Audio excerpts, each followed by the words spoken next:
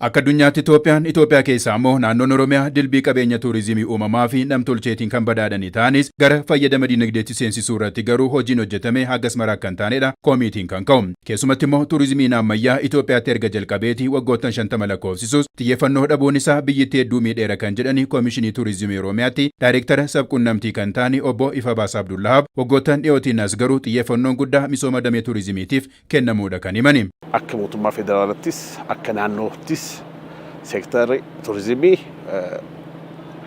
utubaa dinagdee shanan biyya keenya utuban keessaa tokko jedhamee seektarri tuurizimii adda bahee ciminaan xiyyeeffannoo addaatiin irratti hojjetamaa jira.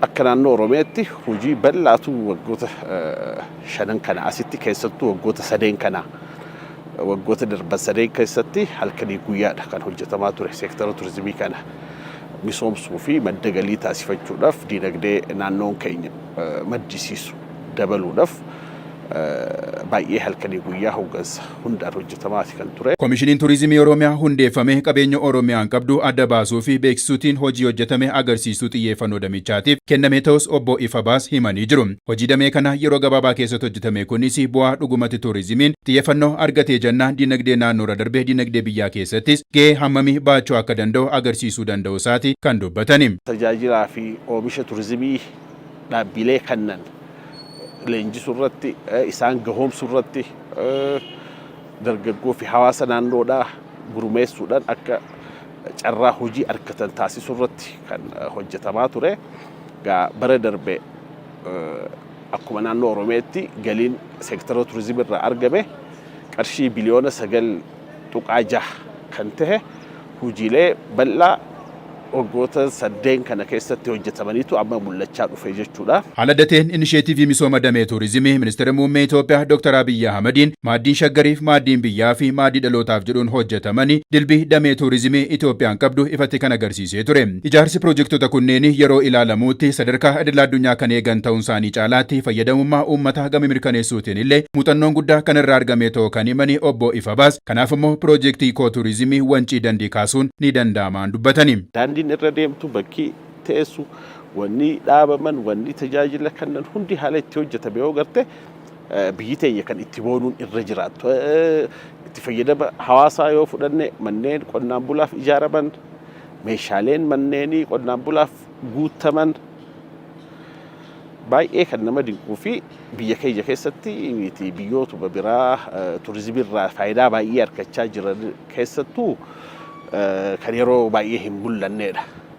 Kun nuufillee wanni guddaadha, muuxannoo guddaadha. Piroojeektiin Xooxxoo Addabaabaayii Masqalaa michummaa fi tokkummaa dabalatee gorgoraa fi piroojeektoonni cabaraa curcuraa jalatti hojjetamaa jiranii yeroo gabaabaa qabamee fi qulqullina guddaatiin kan xumuramanii ta'uun immoo xiyyeeffannoo damichaatiif kennameen caalaatti dandeettii raawwachiisummaa piroojeektii biyyittiis ifatti kan agarsiise ta'us obbo Ifabaas himaniiru. Haala ijaarsi tokko yeroo eeggametti dhubuusaadha haala kamiin piroojeektichi akka hoogganamee xumurame.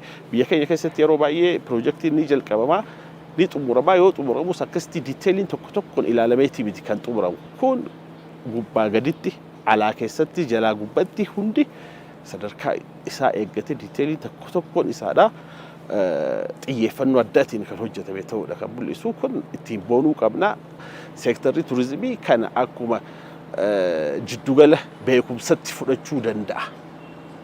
Jiddugala beekumsaa haala ijaarsasaa haala qulqullinasaa. Xiyyeeffannoon damee tuurizimii kun immoo kuufama guddaa kan qabdu Oromiyaatiif carraa guddaa fidee kan dhufee ta'ee jira. Naannoleen leecaalloo qabanii akka ilaalanii carraan kun naafis dhufuu danda'a jedhanii akka of qopheessanii fi jiraattonni naannoo bakkeewwan hawwata tuurizimii jiraatanis faayidaa damicharraa qoodachuuf akka of qopheessanii kan taasisu ta'uun immoo fakkeenyummaa fi muuxannoo guddaa amma mul'achaa dhufee ta'us obbo Ifabaas himaniiru. Dammaqina guddaadha kan uumu.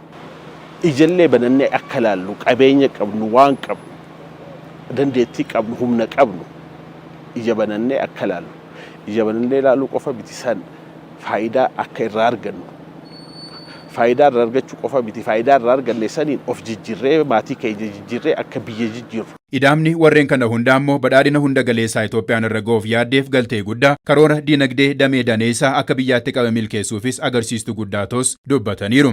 Seektara shanan adda baafaman guddina biyya keenya hin milkeessan jedhamanii seektaroonni adda baafaman seektara qonnaa, seektara industirii, maanufaakscharingii jechuun seektara albuudaa, seektara turizimiitii fi seektara taaqaa'oo teeknooloojii qunnamtiif odeeffannoo.